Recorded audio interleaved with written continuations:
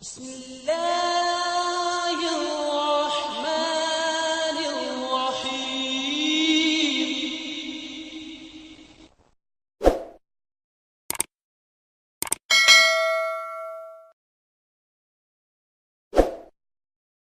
اپنا سوال پیش کریں. جی میرا آواز آ رہی ہے. میں تو آپ کا شکر گزار ہوں کہ ہم اس مہینے میں یہ خلافت کے بارے میں بات کر رہے ہیں.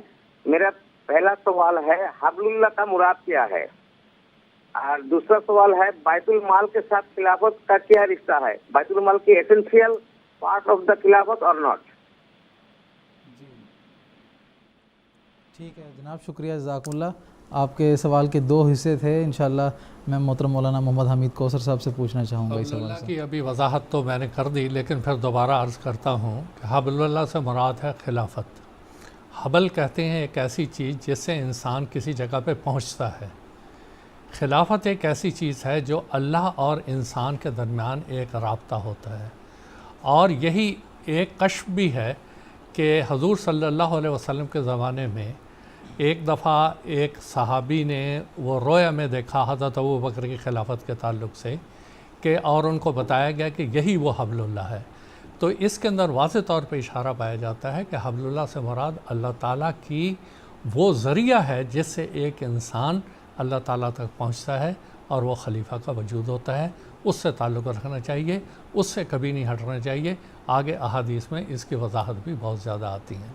جہاں تک ان کا تعلق ہے بیت المال سے، دیکھیں بیت المال کا نظام خالصتاً خلیفہ وقت اید اللہ تعالیٰ بن صلی عزیز کی زیر نگرانی چلتا ہے.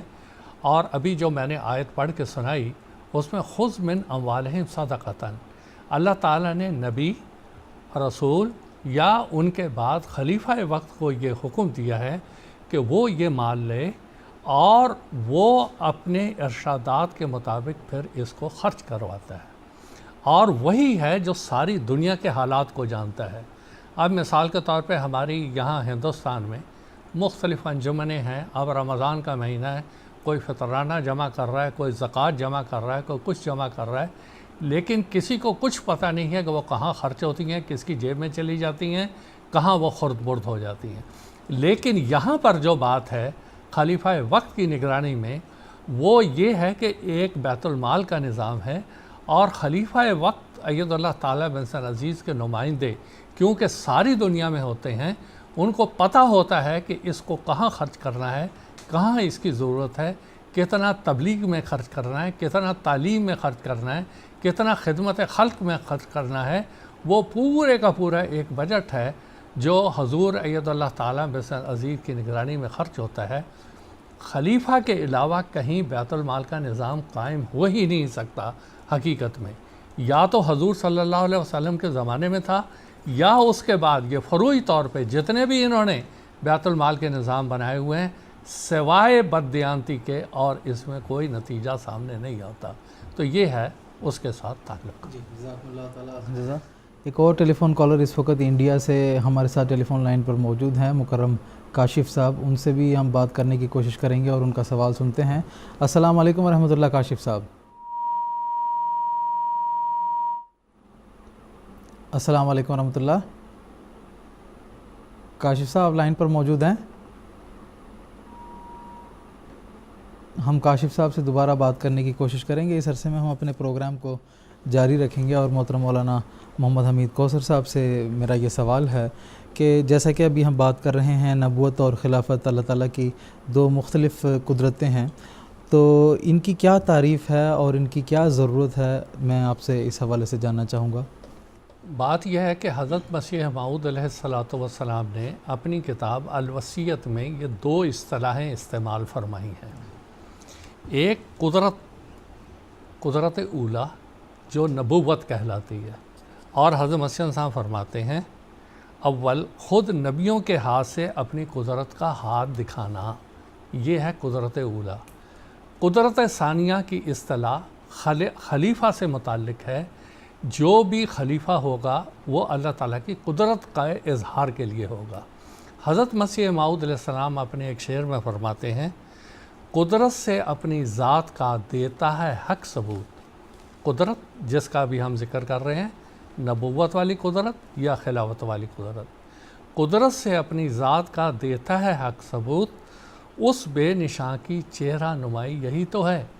اب وہ جو اپنا اظہار کرتا ہے، چہرہ نمائی کرتا ہے، وہ اپنی قدرت کے ذریعہ سے کرتا ہے، یا نبی کے ذریعہ سے یا پھر آگے خلیفہ کے ذریعہ سے۔ اور حضرت مسیح موعود علیہ السلام فرماتے ہیں، دیکھو میں اللہ تعالیٰ کی ایک قدرت ہوں، لیکن میرے بعد جو قدرت ثانیہ آئے گی وہ قیامت تک رہے گی اور کبھی وہ منقطع نہیں ہوگی۔ مراد یہ کہ ایک کے بعد دوسرا اللہ تعالیٰ خلیفہ کھڑا کرتا رہے گا اور اس کو مسند خلافت اور متمکن فرماتا رہے گا۔ اور حضور آگے اس کی مثال دے کے بتاتے ہیں۔ حضور فرماتے ہیں، دیکھیں رسول کریم صلی اللہ علیہ وسلم کے زمانے میں جب حضور صلی اللہ علیہ وسلم کی وفات ہو گئی تو جو سچے پکے مسلمان تھے ان کے اندر ایک زلزلہ، ایک موت کی کیفیت طاری ہو گئی کہ اب کیا ہوگا۔ پہلی ایک قدرت جو اصل قدرت ہے وہ تو ختم ہو گئی، اب کیا ہوگا؟ تو حضور فرماتے ہیں اس وقت بہت سے بادیہ نشین مرتد ہو گئے، کئی بیچارے اپنے آپ غم میں ہلاک ہونے لگے۔ تب اللہ تعالیٰ نے قدرت ثانیہ حضرت ابو بکر رضی اللہ تعالیٰ عنہ کو کھڑا کیا اور انہوں نے پھر ان جو مسلمان تھے ان کے ہاتھوں کو تھاما، ان کو قوت دی۔ اسی طرح حضور ایک اور مثال دیتے ہیں حضرت موسیٰ علیہ السلام کی، کہ حضرت موسیٰ علیہ السلام جب مصر سے نکل کے کنعان سے آگے آ رہے تھے تو وہاں موآب کی زمین پر ان کی 120 سال کی عمر میں وفات ہو گئی۔ بنی اسرائیل تو ایک سکتے میں آ گئے کہ وہ وعدے جو اللہ تعالیٰ نے ہم سے ارض مقدسہ میں داخل ہونے کے کیے ہیں وہ تو ادھورے کے ادھورے رہ گئے، اور یہ موسیٰ علیہ السلام ہمیں راستے میں چھوڑ کے چلے گئے اور ان کی وفات ہو گئی۔